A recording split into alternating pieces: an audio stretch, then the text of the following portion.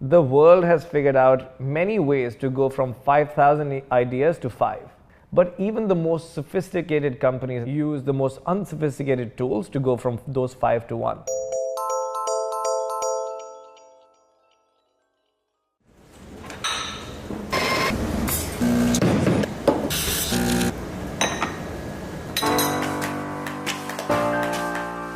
The naivety of youth is you feel that this is it, this is the happy ending right here. But it was just the beginning.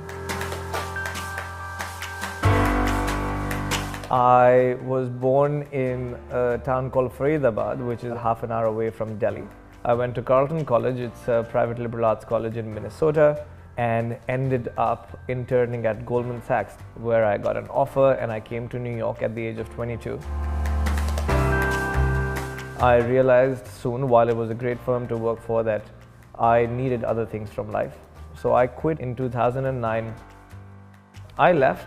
I had an agreement with Goldman that I'll stay for 90 days. That meant, because of my visa situation, etc., that I had 90 days to find a job. And if I didn't, I would have to go back to India, a place that I hadn't lived for a long time. I met friends, friends of friends, college alums, their friends.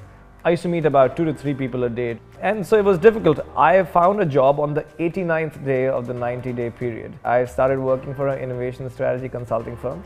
And that was my first step.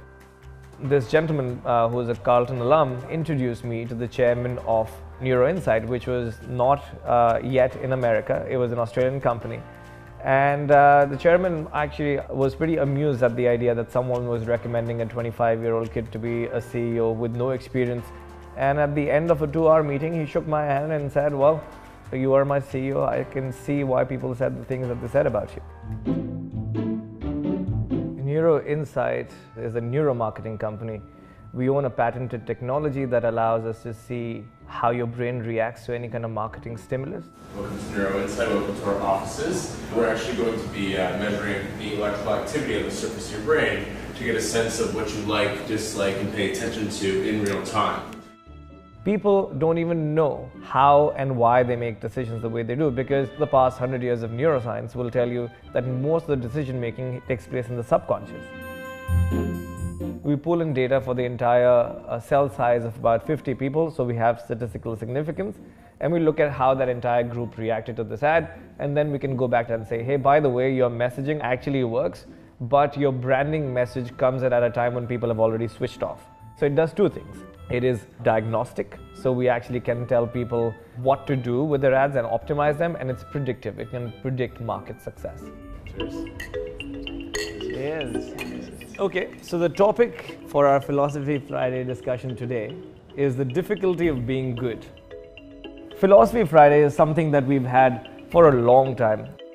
It's a conversation that we have every day about anything, any topic that we may pick, but Fridays we formalize this idea of sitting down, we crack open a bottle of scotch, and we just talk about an idea that we've been thinking about. So anybody in the team can nominate an idea for a Philosophy Friday.